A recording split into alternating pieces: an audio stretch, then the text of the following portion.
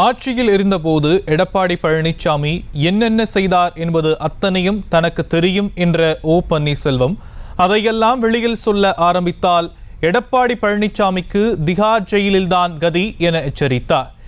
எந்த காலத்திலும் அரசியல் ரீதியாக எடப்பாடி பழனிசாமியால் முன்னேறி வர முடியாது என்ற ஓபிஎஸ் அரசியலில் இருக்கும் சில ரகசியங்களை வெளிப்படையாக சொல்ல முடியாது என சூசகமாக தெரிவித்தார். ஒரு நாள் என்னை மாண்புமிகு அம்மா அழைத்து, பன்னீர்செல்வம், எனக்கு கொஞ்சம் நிதி சுமை இருக்கிறது, நிதி பற்றாக்குறை இருக்கிறது, தனிப்பட்ட முறையில் வழக்குகள் எல்லாம் என் மேல் போட்டு இருக்கிறார்கள். நான் அவர்களுக்கெல்லாம் வங்கிகள் மூலமாக பணத்தை தர வேண்டும் என்று 2 கோடி ரூபாய் நம்முடைய கழக நிதியை எனக்கு தாருங்கள் அம்மா கேட்குறாங்க. உண்மையிலே கண்ணீர் விட வேண்டிய நிகழ்ச்சி அது. நான் உடனே ஒரு இடத்தில் திருப்பி தந்து விடுகிறேன் என்னிடம் கேட்டு உடனே நான் தந்து என்னிடம் ஒரே மாதத்தில் அந்த 2 கோடி ரூபாயை மாண்புமிகு அம்மார்கள் தந்தார்கள். இதுதான் வரலாறு.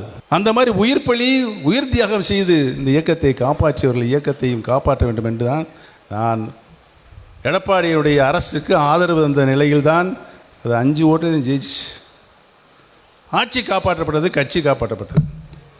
அதிலிருந்து 4.5 வருஷம் அவர் தந்த துன்பங்கள், துயரங்கள், அதிகார போதையில் அவர் செய்த அட்டுழியங்கள், இடையில் நாம் எந்த பிரச்சனையை கொண்டு வந்தாலும் அது கட்சிக்கும் ஆட்சிக்கும் நன்றாக இருக்காது என்று பொறுமையாக எவ்வளவோ எடுத்து சொன்னேன். தனியாக போய் தப்பான வழியில் போகிறீங்க, இதெல்லாம் ரொம்ப தப்பு, கேட்கல. அந்த அதிகார போதை, பணத்திமிர், எந்நேரம் பார்த்தாலும் 10, 20, 30 போலீஸ் கூட வருவாங்கள்ல. இவர் முதலமைச்சராக பொறுப்பேற்றதுக்கு பின்னாலே 9 தேர்தல் நடந்திருக்கு.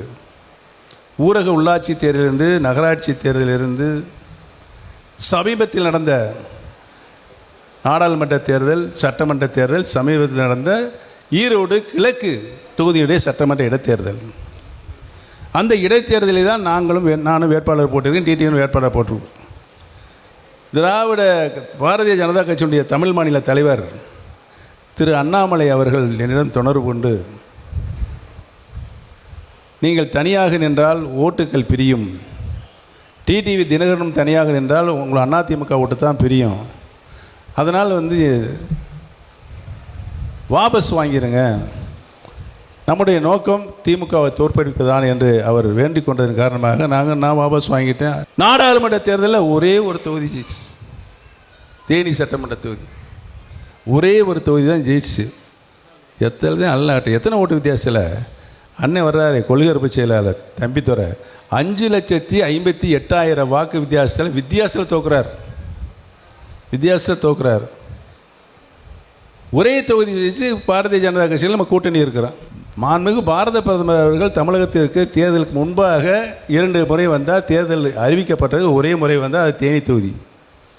அந்த தொகுதி தான் வெற்றி பெற்றிருக்குது என்று அவராகவே முடிவு செய்து பாரதிய ஜனதா கட்சியினுடைய அதிகாரபூர்வமான தொலைக்காட்சியில் தேனி நாடாளுமன்ற உறுப்பினர் ரவியினுடைய பேர் வந்து விட்டதையா. இதுதான் அவருக்கு மிகப்பெரிய எரிச்சல். உடனே இங்கேருந்து 8-9 அமைச்சரை டெல்லி கூட்டு வந்தார். அங்கே பார்க்குறவங்கெல்லாம் பார்த்து அதை தடுத்து நிறுத்திய முதல் ஆள் அதிமுகவன் மத்திய அமைச்சராக வரக்கூடாது என்று தடுத்து நிறுத்தியவன் எடப்பாடி பழனிசாமி. ஏதோ ஒரு சின்ன சொல்லு நம்பிக்கை துரோகம் செஞ்சேன், கட்சிக்கு துரோகம் செஞ்சேன்னு. முடியாது உன்னால். நீ என்னென்ன செஞ்சேங்கிறது எனக்கு நல்லா தெரியும். அந்த 4.5 வருஷத்தில் அரசில் உட்காந்துட்டு, முதலமைச்சராக உட்காந்துட்டு, எனக்கு அத்துப்படி நான் கையெழுத்து போட்டதே ஃபைல் பூரா அங்கே அடுத்ததுக்கு போகும். நான் அவுத்து விட்டேன்னா எங்கே போகணும்? திகார் செயலுக்கு நீ போகணும். யாருக்கு நான் நம்பிக்கை துரோகம் பண்ணேன் சொல்ல முடியுமா? யார் பதவி தந்தாலும் அவரும் திருப்பி தந்து விட்டு அம்மாவிற்கு விசுவாசம் மிக்க தொண்டனாக கடைசி வரைக்கும், அம்மா காலமாற வரைக்கும் இருந்தேன், இப்பொழுதும் இருந்து கொண்டு இருக்கிறேன். அது புரிய வேண்டியவங்களுக்கு புரியணும். அரசியல் ரகசியம் அப்படின்னு சொல்லுது. என்ன அரசியல் ரகசியம்? சில அரசியல் ரகசியம் இருக்குது, உங்களுக்கு நாங்கள் சொல்ல முடியுமா? சொல்லுங்க. நீங்களும் கண்ணுக்காதமாக ஒட்ட வச்சுக்கிட்டே இருக்கீங்க, அவளை கொண்டு எப்படியாவது மேலே நிப்பாட்டலான்னு. எந்த காலத்திலும் அரசியல் ரீதியாக மேலே எடப்பாடி பழனிசாமி வரவே முடியாது. செய்திகளை உடனுக்குடனும் துல்லியமாகவும் தெரிந்து கொள்ள சப்ஸ்கிரைப் பண்ணுங்க.